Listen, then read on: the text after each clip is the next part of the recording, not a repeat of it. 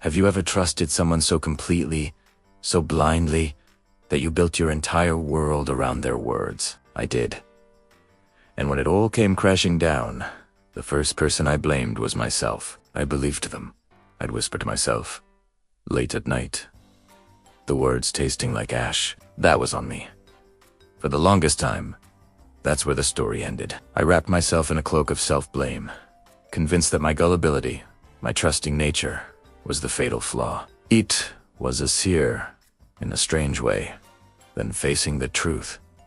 I wasn't at fault for being deceived. I was just the one left to clean up the mess. This story isn't just about a broken heart or a business deal gone wrong. It's about that universal moment of shattering trust, and the long, winding road to putting the pieces of yourself back together. It starts with that gut punch realization. One day, you're living in a reality you thought was solid, and the next, a single piece of information, a stray comment, a revealed secret, pulls a thread, and the whole tapestry unravels before your very eyes. Suddenly, every memory, every promise, every shared laugh gets re-examined under a harsh, new light. You start playing detective in your own past, searching for clues you missed, for red flags you painted white. My them was a combination of things. A mentor I looked up to, a group of friends I thought were my right. They painted a picture of a future, a project we were all building together. They spoke with such conviction, such passion,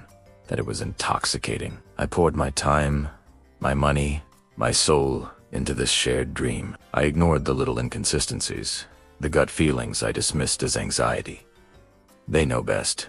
Primerita told myself, they're the experts. I wanted to belong, to be part of this incredible thing they were creating, so I handed over my intuition at the door. The collapse was slow, and then all at once, it started with unanswered questions, then dodged calls. The confident pronouncements became vague assurances. The dream we were all working towards started to feel more like a mirage, shimmering and beautiful from a distance, but turning to dust the closer I got. And then, the final blow. The project wasn't just failing, it was never real to begin with. Not in the way they sold it to me. It was a vehicle for their own gain, and I was just a passenger they planned to leave stranded on the side of the road. The silence that followed was deafening. The people I talked to every day were suddenly ghosts. The future I had meticulously planned vanished, and in that void, my own voice rose to the surface. But it wasn't kind. It was the voice of the harshest critic I've ever known. Myself. How could you be so stupid? It screamed. How did you not see this coming? Everyone else probably saw it. You were the fool.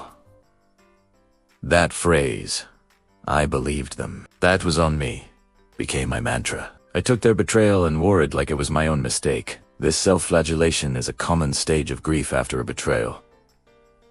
It's a strange coping mechanism. Blaming yourself gives you a semblance of control. If it was your fault, then you can fix it. You can learn to be less trusting, more cynical, build higher walls. You can promise yourself you'll never make the same mistake again. But what kind of life is that? A life lived in constant suspicion, where every new person is a potential threat, and every opportunity is a potential trap. It took me a long time, and honestly, a lot of conversations with a therapist to understand this. My therapist asked me a question that stopped me in my tracks. She said, was it wrong for you to trust, or was it wrong for them to lie?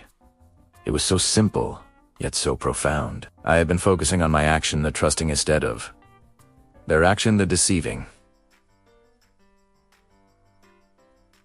Trust isn't a weakness. It's the foundation of human connection. It's what allows us to build relationships, businesses, and communities.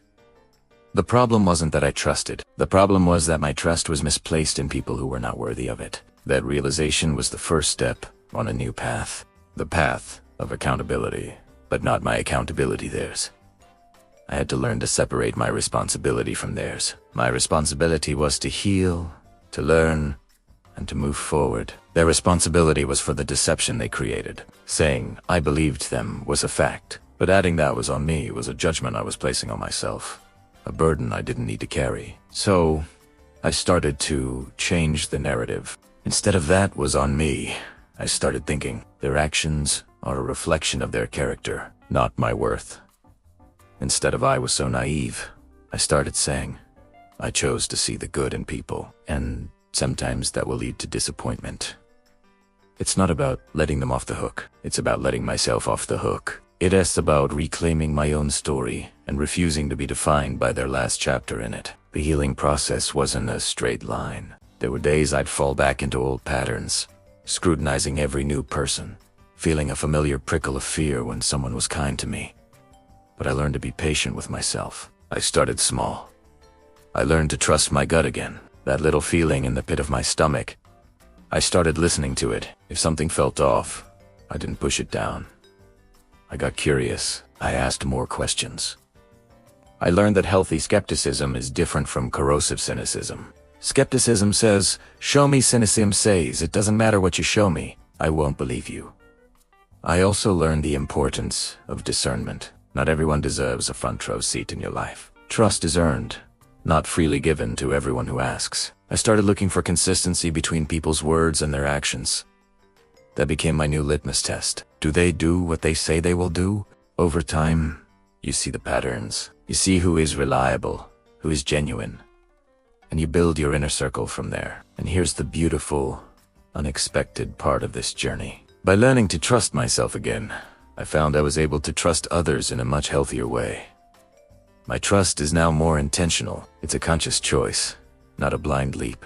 And because of that, the connections I've formed since are stronger, more authentic, and built on a foundation of mutual respect, not just hopeful assumptions. If you're watching this and you've been in that place, whispering that was on me into the dark, I want you to hear this.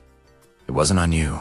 Being a trusting person is a courageous act. Choosing to see the potential in others is a beautiful human trait. The fault does not lie with your open heart. It lies with those who took advantage of it. The responsibility for the betrayal is theirs, and theirs alone. Your responsibility is to yourself, to be kind, to heal, and to learn how to navigate the world without closing yourself off to all the good that is still out there. Change the story you tell yourself. It wasn't your fault for believing. It was their fault for being unbelievable. It's a subtle shift, but it makes all the difference. It takes the power back from them and places it firmly back in your hands. And from there, you can start to rebuild. Not the world they promised you, but the world you deserve. Thank you so much for spending this time with me today. If this story resonated with you, I'd love to hear your thoughts in the comments. And if you're on a similar journey, just know you are not alone. Please consider subscribing for more conversations like this. Take care, and be good to yourselves.